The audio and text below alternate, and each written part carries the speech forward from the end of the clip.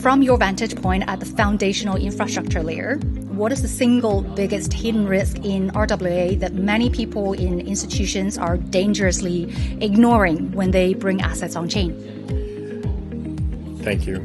I don't know if it's hidden or they're blatantly doing it, but I think companies and startups, if you're dealing in a regulated world from an RWA perspective, security has to be first and foremost and paramount in everything that you're building. It has to be building it from the get-go, from the start. Because you're going to be dealing in a regulated world, you need to be compliant, you need to be certified. So striving for ISO certification, striving for SOC certification, trying to make sure you're OFAC compliant, you're making sure that your customers and the things that you're dealing with and you're issuing on the market have a security first protocol.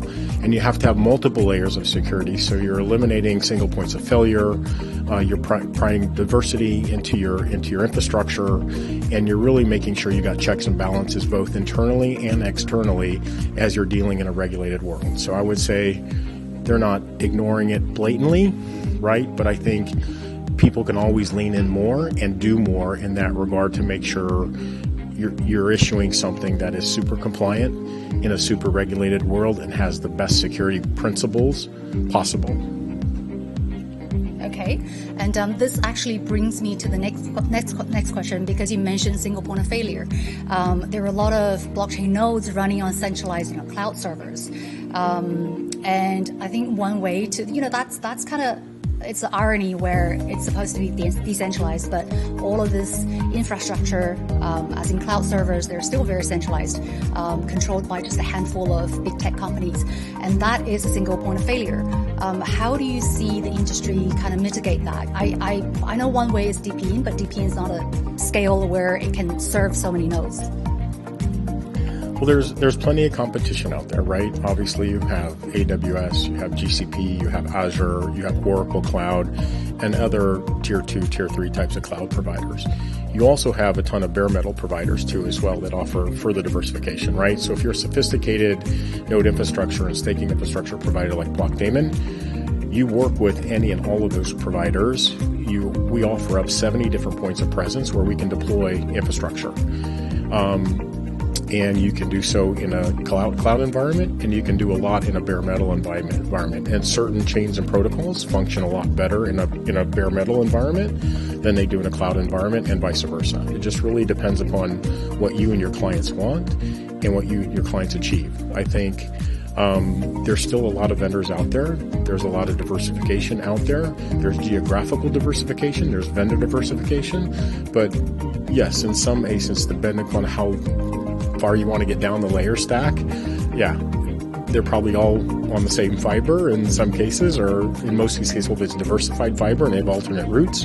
But you can take it from that perspective. I think we feel comfortable that we're providing a multiple vendor approach, multiple technologies approach, and multiple geographic approach to offer as much diversification as we possibly can. Okay, so we're doing the best that we can with what we have, right? Absolutely. Yeah.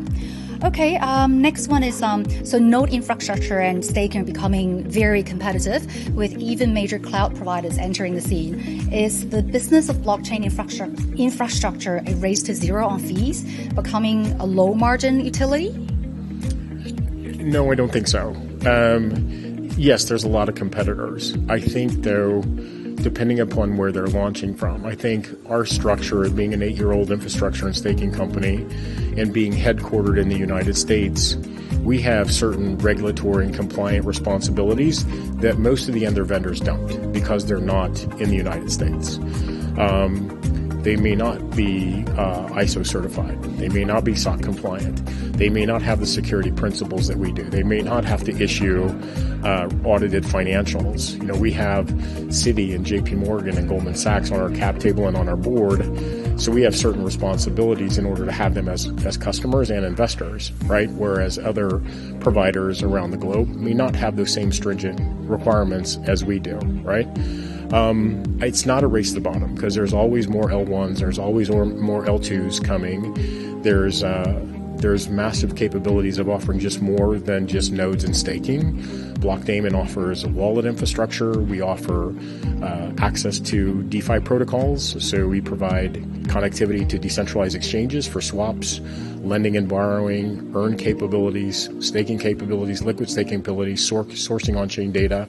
So there's plenty of things to diversify versus just, the others that are doing kind of nodes and staking. So I think we pride ourselves on being the main institutional infrastructure and staking provider, and we need to be compliant and secure in order to meet their vendor and technological and security standards. So that's one of our key differentiators compared to some of the others.